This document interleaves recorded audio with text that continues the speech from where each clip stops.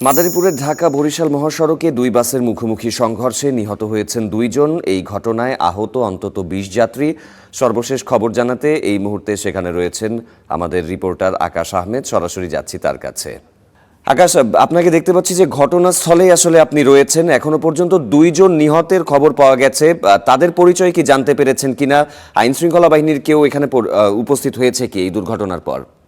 জি, আমি এই মুহূর্তে রয়েছি মাদারীপুর জেলার ঢাকা বরিশাল মহাসড়কের ডাসার উপজেলার মেলকাই নামক স্থানে। এই স্থানে কিছুক্ষণ আগেই কিন্তু একটি সড়ক দুর্ঘটনা ঘটেছে। দুটি বাসের মুখোমুখি সংঘর্ষের ঘটনা ঘটে। এই সংঘর্ষে দুইজন নিহতের খবর এখন পর্যন্ত আমরা জানতে পেরেছি।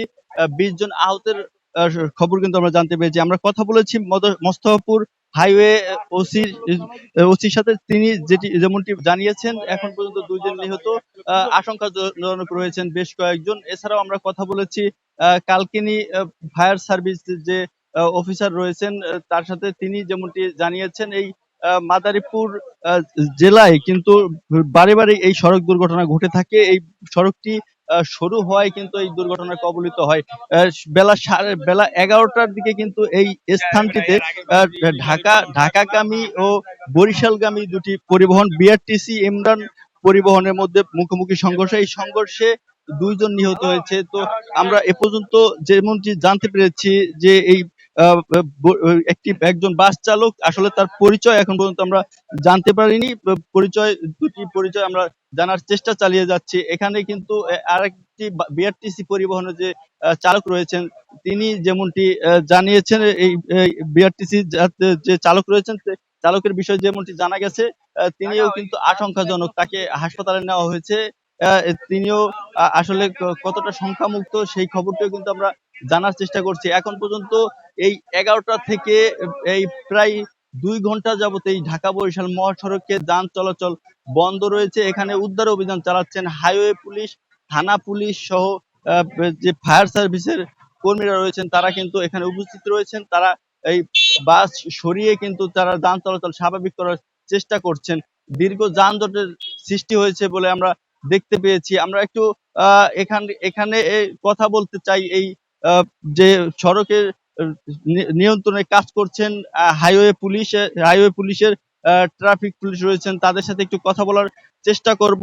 আসলে তারা কি ধরনের কাজ করছেন, তারা আসলে কতটুকু আশাবাদী, কতটুকু সময়ের মধ্যে এখান থেকে সরাতে পারবেন, যান চলাচল স্বাভাবিক করতে পারবেন।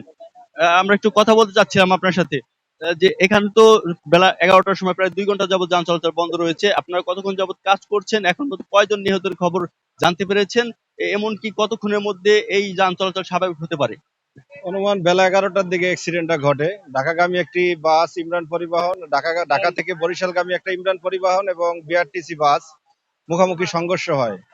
তাই এটা এখন আমরা রেকর্ড নিয়ে আসছি। অতি দ্রুতই অতি দ্রুতই আমরা এটা যানজট সমাধানের সমস্যা করবো, যেহেতু এটা অ্যাক্সিডেন্টের গাড়ি আর রাস্তার স্বল্পতা আছে, একটু সময়ের প্রয়োজন আছে।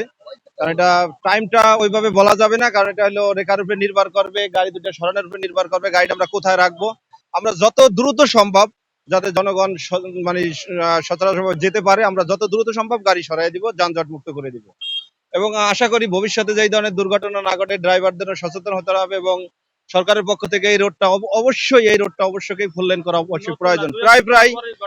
প্রায় এরকম অ্যাক্সিডেন্ট ঘটে, যাতে জনগণের যান মাল ক্ষতিগ্রস্ত হচ্ছে। আমরাও সরকারি কাজে এভাবে বিভিন্ন ডিউটি স্থান ছেড়ে এখানে আসতে হচ্ছে, যা জনগণের জন্য অত্যন্ত দুর্ভোগ্য। নতুন সরকার আছে, সরকার কাছে দাবি জানাবো, ভাঙ্গা থেকে বরিশাল পর্যন্ত অবশ্যই যেন তারা ফুল লাইন করে দেয়।